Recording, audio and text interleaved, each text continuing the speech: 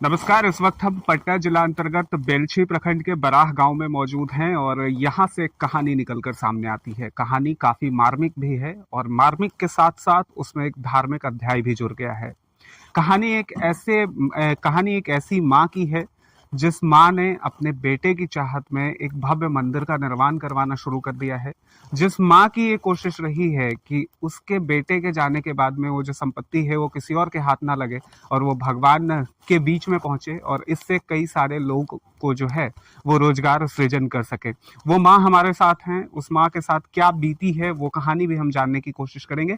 लेकिन उससे पहले नमस्कार, मेरा नाम है गौरव झा और माँ का जो नाम है वो नाम है चंद्रकांता। ये इसी गांव की रहने वाली है मूल रूप से और इनके पति जो हैं, शॉर्ट में हम आपको समझा देते हैं, बिजनेसमैन हुआ करते थे।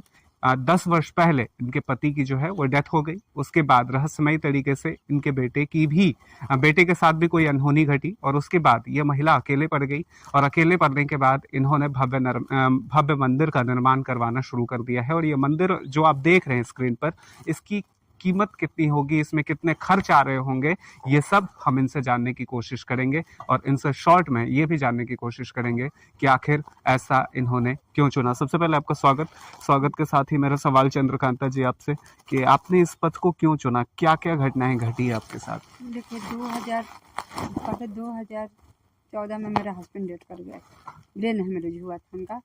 उसके बाद फिर हम अपना बच्चा को सोचे कि अब उसमें 8-9 साल का था, तो सोचे कि हम इसको अच्छे से पढ़ाएंगे। तो उसके बाद उसका सैनिक का निकलता फॉर्म, उसमें भरवाए। फिर आचार्य कुलम का निकला था, हरिद्वार से रामदेव बाबा का स्कूल है, वहाँ से भी तो दोनों फॉर्म भरवाए, कंप्लीट दोनों कर लिया था। लेकिन वहाँ रामदेव बाबा के पास क्या था ना कि 8 दिन रखते थे अपने पास बच्चे को, पहला रिजल्ट निकलने के बाद दूसरा तो बोले कि फिजिकल टेस्ट या कुछ मतलब बच्चे को देखेंगे, उसके बाद फिर रिजल्ट आएगा तो बच्चे का एडमिशन होगा। तो वहाँ 8 दिन रहा बच्चा, तो फिर बच्चा को हम लाने गए तो बोला मम्मी हम यहाँ से नहीं जाएंगे, हम यहीं पढ़ेंगे, यहीं रहेंगे। हम बोले कंप्लीट होगा था ना बेटा, तो हाँ हम सारा कुछ ठीक से किए, हमारा हो ही जाएगा। तो फिर मतलब रिजल्ट आया तो बच्चे को वहाँ एडमिशन दिला दिया। उसके बाद फिर मतलब पढ़ाई चल रहा था। इधर जो कोरोना हुआ तो उस समय मतलब मैट्रिक का तो उस समय एग्ज़ाम हुआ था ना, ऐसा ही रिजल्ट आया था। तो जो कोरोना हुआ तो उधर वो तड़प रहा था, हम इधर कोई मेरे पास आदमी नहीं कि उसको लाने जाए, ट्रेन बंद, बस बंद। फिर हम क्या सोचे कि हम दोनों एक साथ रहेंगे, जो होगा अब दोनों एक साथ रहेंगे। तो फिर हम पटना ले आए, बच्चा पटने में ही तैयारी कर रहा था। हम आ गए। पटना में कहाँ रहती थी आप? पटना में हम रहते थे बहादुरपुर गुमटी। ठीक।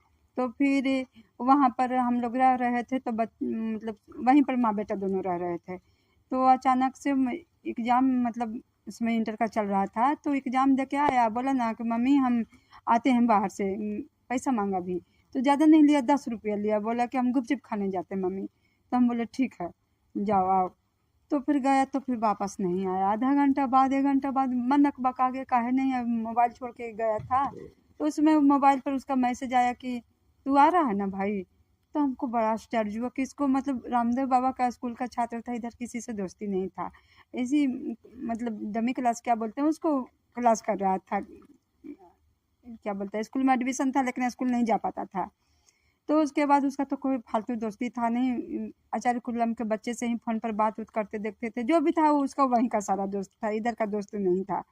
तो फिर मतलब नहीं आया तो हम अपना फैमिली को बोले, सबको बोले, नहीं मिला। रात भर किसी पापा लोग बोले बूढ़ा है, मम्मी भी बूढ़ी है, तो वो बोली कि हो सकता है कोई यार दोस्त या कहीं रुक गया होगा, मोबाइल छूट गया, वो शायद रुक गया इमरजेंसी में, कल आ जाएगा। तो फिर कल भी हुआ नहीं, हम FIR भी किए लेकिन वो लोग कोई ध्यान नहीं दिए। फिर उसके बाद मतलब दिन भर हम खोजे, फिर मोबाइल पर फ़ोटो ले करके उसका हम हर जगह खोजे, मतलब दिखा दिखा के, हम और मेरी बहन थी, उसका हस्बैंड, मतलब हर जगह कि आप इस बच्चे को देखें। कोई बोला कि रेलवे लाइन के किनारे में एक बॉडी है था। तो हम बोले कि नहीं नहीं हो सकता, मेरा मन नहीं माना। फिर भी मन लोग कहा कि जाके देख लीजिए ना। फिर जाकर हम देखते हैं तो एक लेडीज वहाँ पर फ़ोटो खींची थी, वो हमको दिखाई, तो हम देखे मेरा ही बच्चा है।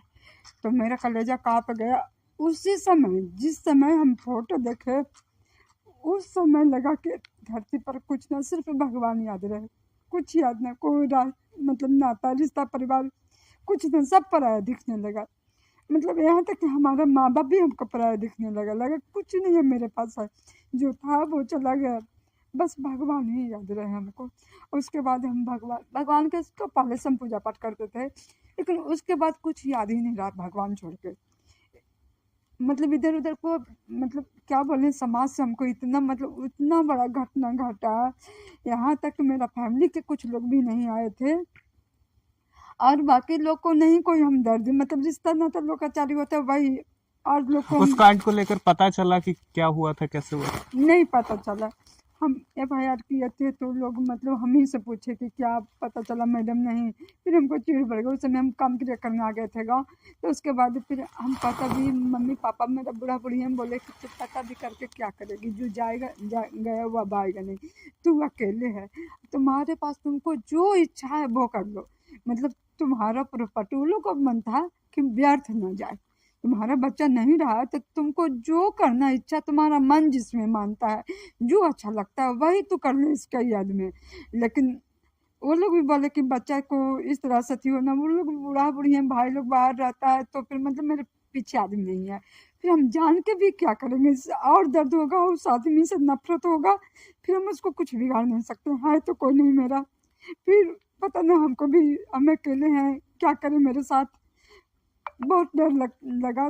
तो माँ बाप जो लोग बोले कि तुम इस सब चक्कर में फंस के, कोई नहीं आगे पीछे है, तुम्हारा कोई साथ नहीं देगा, भाई लोग भी उतना दूर से आएगा, उसका बाल बच्चा है, घर परिवार, हम नहीं चाहे कि वो लोग भी, हमको लगा जो मेरे बच्चे के साथ कर सकते मेरे परिवार के साथ भी कर सकता है, इसलिए हम नहीं कुछ सोचा। हमको भगवान याद है, जब मेरा बच्चा नहीं रहा, मेरे पास कुछ नहीं रहा, तो हमको लगा कुछ ऐसा हम करते हैं जिससे गरीब लोग को भी फायदा हो, हमारा आत्मा को शांति भी मिले, दोनों को। तो हमें मंदिर बनवाने लगे। पहले मंदिर इतना भी नहीं सोचे थे कि मंदिर बनवाते हैं, लेकिन फिर धीरे धीरे हमको पहले आइडिया नहीं था, हस्बैंड ये सब करते थे तो हमको ये भी नहीं पता था कि हमारा प्रॉपर्टी में क्या आएगा क्या नहीं आएगा। फिर लगा कि सब लोग बोले, पूछे अगल बगल से तो बोला इतना तक हो सकता है, तो हम सोचे कि बड़ा मंदिर बनवाते हैं। और ये तो कहने का मंदिर है, मेन मकसद मेरा है गरीब को हेल्प करना। जैसे यहाँ पर गांव में एक दो रूम रहता है, लोग शादी ब्याह बढ़िया से नहीं करना चाहते, मतलब नहीं कर पाते हैं, तो यहाँ पर रहने का इंतजाम भी उन लोग को हम बनाएंगे, उसके बाद सर व्यवस्था भी देंगे शादी ब्याह करने का, और बहुत गरीब रहेगी उसका खर्च भी हम उठा लेंगे। और जैसे जो भी कन्यादान के रूप में हम, मेरे पास जब तक पैसा रहा, या कमाने से आए 2 पैसा या प्रॉपर्टी से जो 2 पैसा रहे, हम उस पैसे को 5,000 रुपये वो लड़की को कन्यादान देना चाहेंगे। ठीक है, सवाल यही है कि जब हस्बैंड आपके गुजर गए तो फिर उसके बाद आपकी जीविका कैसे चल रही थी? मेरा हस्बैंड गुजर गए तो खेत को पट्टा पर लगाया जाता है इधर, तो पैसा मतलब साल भर के लेके दे देते हैं, उससे कुछ पैसा आता है। उससे हस्बैंड के जाने के बाद, हस्बैंड के रहते भर में हम कंप्यूटर सब 3-4 गो कोर्स हुई, हस्बैंड के रहते में जिससे डीसी डीटीपी सब टैली सब हम किए हुए थे, शौक के लिए सीखे थे, मतलब जॉब के लिए नहीं, शौक के लिए सीखे थे कि हमें भी नॉलेज रहे। उसके बाद हम बोले हस्बैंड को हम ब्यूटिशियन भी सीखना चाहते हैं, वो भी हम अपना शौक के लिए सीखे थे। जब वो चले गए तो बच्चा को बड़ा स्कूल में एडमिशन दिला दिए, तो उसमें खेत बेच के ही पैसा दे रहे थे, हमको लगा पूरा खेत बेचते बेचते सब खत्म हो जाएगा, हम बैठ के खाएंगे, हम बच्चा को स्कूल में भरेंगे। फिर हम प्राइवेट जॉब किए, जैसे 10 से मतलब 4-5 बजे तक रहता था, उसके बाद हम सवेरे 7 बजे से हम 4 बजे भोर में उठ जाते थे, घर का सारा काम कर देते थे। उसके बाद 7 बजे से हम 9 बजे तक, 8:30-9 बजे तक हम ब्यूटिशियन के काम करते थे, और 1-2 हेल्पर रहती थी, मतलब ब्यूटिशियन वाला काम करते थे। उसके बाद हम 5 बजे के बाद 6 बजे से फिर ब्यूटिशियन वाला 10 बजे रात तक करते थे। तो बच्चे को पढ़ाने के लिए, एक बच्चे को पढ़ाने का मन में ललक था, और दूसरा कि हमको कमाने से थोड़ा ज़िंदगी अच्छा हो जाता है तो बढ़िया, इसलिए काम करने लगा, मेरा टाइम भी पास होने लगा। फिर अकड़ नहीं रहा, पहले हस्बैंड के याद में रोते होते रहते थे, फिर जब काम करने लगे ना तो सिर्फ बच्चा पर ध्यान रहा और काम पर ध्यान रहा, इस तरह से हम अपना